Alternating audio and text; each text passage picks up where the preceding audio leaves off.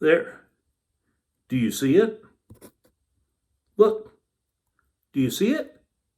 Yeah, that's light. That's light at the end of the tunnel. have you ever been in a tunnel before, like with your car driving along? Not talking about a tunnel like the Eisenhower Tunnel in Colorado, but a tunnel that doesn't have lights, and yet it's long enough that you really get a sense for the darkness and kind of wish your headlights were a little brighter. But then you spot the entrance. You see it as a small light, but as you continue to progress through the tunnel, it gets bigger and bigger. And you start anticipating breaking through and being out in the light. Well, that's kind of what this pandemic has been like. You know, whether you use a car analogy going through a tunnel, or you talk about being in a cave and going through the darkness of a cave, but then you see that little light and you keep following the light and eventually the light gets bigger. Well, that's where we're at right now, is the indications that we are clearly in a recovery phase of this whole pandemic that we've been dealing with now an entire year. I mean, we canceled our first service, you remember, and we did that for almost 2 months, but it was in March of 2020. And what month is this right now that we're in? It's March. A full year this all has been going on. But right now we're seeing healthy indications that there's light at the end of the tunnel. You've probably been noticing with traffic. You know, if you're out and about, unless you're staying in your house and you got the shades pulled and you're never turning on the TV and all that kind of stuff, then maybe you haven't noticed this. But if you get out and about any at all, you've been noticing here lately, the traffic's picking up. Restaurants. I mean, it's not just the drive-up windows that are getting used now. People are sitting more and more, you know, and bigger groups, more business happening in there. Stores, you know, whether it be grocery stores or Kohl's or whatever. I mean, there's just more traffic that's going on, and all of those are some of the indicators that the light at the end of the tunnel is getting brighter. Vaccinations. I mean, you can hardly talk about this subject without mentioning that. As of this morning, you know, the number I heard was over 78 million doses of vaccinations have been given right now. It's like 16% of America's population have received shots.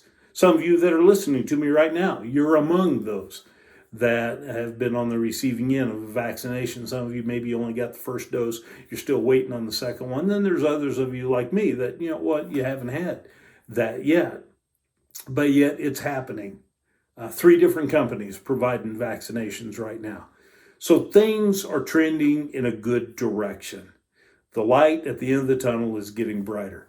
And it's for this reason that we have made a decision here at the church that we are officially, beginning this Sunday, March 7th, we are going to eliminate the whole step of making reservations to attend in person. You know, we've been doing that now for quite a few months. And it did serve its purpose. It was beneficial for us to do that. But right now, the need for that just isn't what it once was. And so we are going to eliminate that particular protocol. That doesn't mean that we're removing all protocols. You know, there's still a number of them that are in place. You can go to our website and you can read more about that as to what some of those are.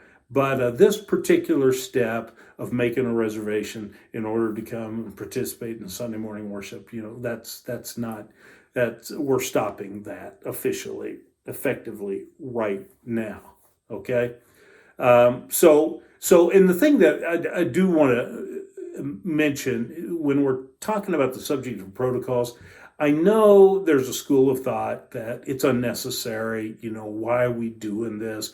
We should eliminate all of those and all. And here's what I would say, because I've been tempted at times to think along those lines. But here's what I would encourage you to consider. It's not all about you. It's not all about me. It's for the other guy.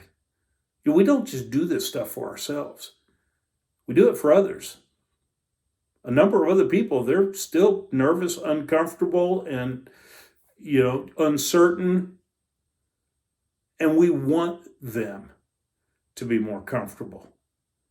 So some of the things, that we're doing for them at every bit as much, maybe more so even than what we're doing for ourselves.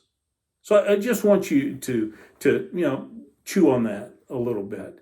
Now, having said the fact that we're not going to be making reservations now for Sunday services, that doesn't mean that we're going to cease sending out the weekly emails that we've been sending out. We're going to still continue to send those out because there's some very beneficial communication that goes on in those as far as the church calendar is concerned, and events that are coming up. We want to be able to keep that in front of you. Also, if anything regarding the pandemic were to change, whether positive rates were to all of a sudden jump a bunch higher, then we need to let you know what might change about this or that as far as our gatherings are concerned. But if things continue to trend the direction they're going right now, we want to be able to have that means of communication, which has been established now for months.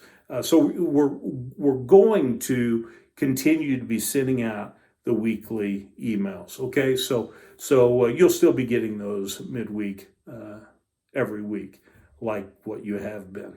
But I just want to say this: I'm ready for this. I'm ready for this. It has been a long year in a lot of respects, and probably one of the very top main reasons is just because I miss so many of you folks. There are a number of you I have not seen now for a year in person. I mean, maybe some of you, I bumped into at a funeral, or I saw at the grocery store, a chance meeting, but there's quite a few that it's been nearly a year now. Yeah, I'm ready. That's what the light at the end of the tunnel, that's part of what it communicates to me, is what this means. Here in recent weeks, I've seen some people coming back to church in person that hadn't been here quite a while, and because of this whole coronavirus. And man, it's a pleasure to see that, and I fully expect here in these weeks moving forward, we're going to see more and more of that. That's the light at the end of the tunnel, and that light is getting brighter and brighter and brighter. And I, for one, I'm happy to see it. I'm excited, and I know you are as well. So I want to wish you a good week of the rest of the week, and hope to see you soon. Hope to see you Sunday. Take care.